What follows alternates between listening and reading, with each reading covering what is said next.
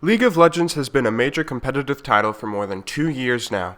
That means that for more than 2 years we've been looking up to the pros and copying them in an attempt to make ourselves better at the game. People often tell you that the pros define the meta, but what exactly is the meta? How did it get this way? And what will the Season 3 changes bring? This meta will probably change at least some with the Season 3 updates, so let's start off by taking a look back at how we got to where we are today. When the game was released, we took the most direct approach to winning, which happened to be 5 ADs on one team. Mages were hard, and auto-attacking is easy. So that's how the game kicked off, 5 BF swords. But it didn't stay that way for long. Soon players were trying to figure out different ways to beat this AD meta, which brings us to our next strategy, Aoe Meta. People soon realized that if you have a team of 5 squishy ADs, yes, you'll do a lot of damage, but you won't be able to take a lot of damage.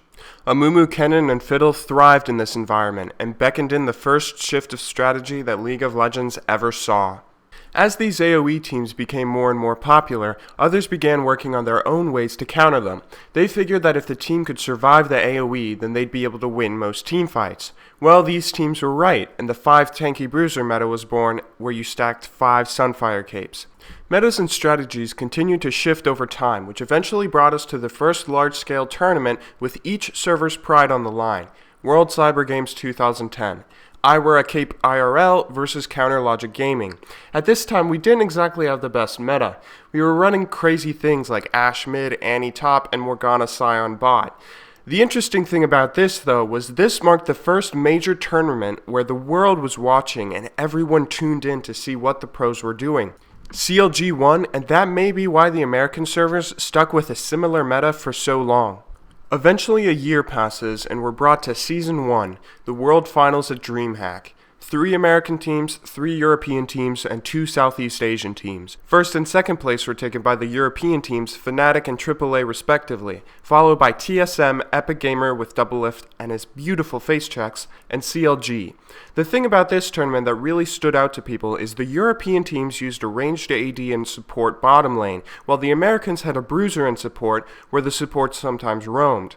This was a real wake-up call to the community and a big step. Everyone saw that as of then, there was a right way to play the game and a wrong.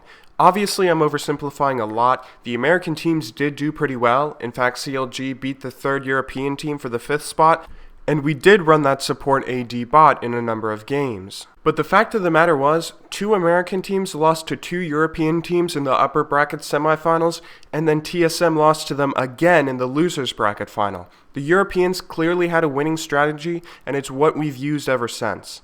Now the point of all this is that as time progresses, things change. Buffs, nerfs, and gameplay elements are all changed quite often. What I want you to take away from all this is there are 2 kinds of people in regards to the meta. Innovators and traditionalists. Stupid names, but that's basically it. And let me tell you, it's much more fun to be an innovator than it is to be a traditionalist. Take Rain Man for instance. One day in solo queue, Rain Man was laning Teemo top. He was laning versus Yorick. At the time, there were like 3 Yorick players in the world, so naturally everyone expected him to smash him. Except he doesn't. A champion who everyone thought was garbage just beat Rain Man on his best champion. Rain Man had so much trouble against him, he even looked up his runes and masteries after the game saying, if you run that on Yorick, you'll shit on people. Rain Man instantly picked up Yorick top, as did a number of us who watched his stream, and eventually Yorick became the flavor of the month. I was able to gain a couple hundred elo because instead of just passing over champions who I deemed garbage without even trying, I did some thinking, worked out a strategy, and built a playstyle around someone who I enjoyed playing, Yorick. That stream is the entire reason I got into Yorick. Keep this in mind the next time you see someone doing something different that doesn't necessarily fit into the meta. Just because something is different doesn't make it inherently evil. You should especially take this into consideration for Season 3. I'll talk specifics in a second, but remember this.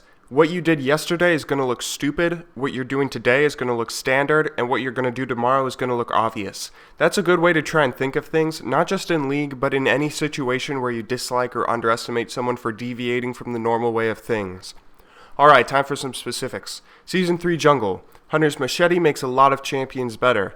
The jungle doesn't change too much. Minions did get buffed health and everything, but you now deal more consistently large damage with Hunter's Machete.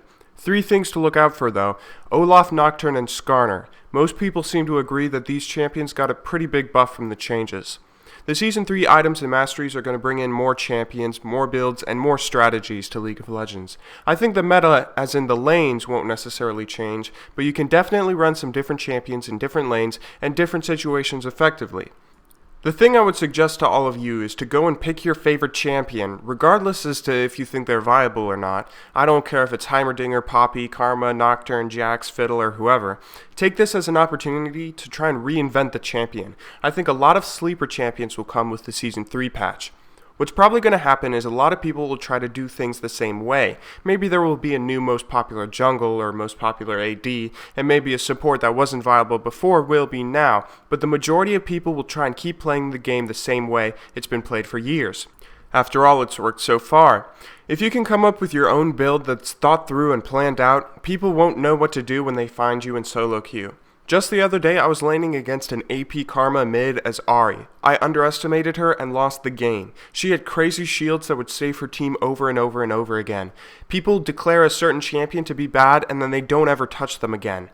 That is until someone comes up to them, stomps them on their best champion, and they start getting interested on how good they actually are. I hope that all made sense and you learned something new. Sorry again for the sick voice. You can go back to watching IPL 5 now. Thanks for watching. Please like me on Facebook and Twitter. Good luck in solo queue, and have a wonderful day.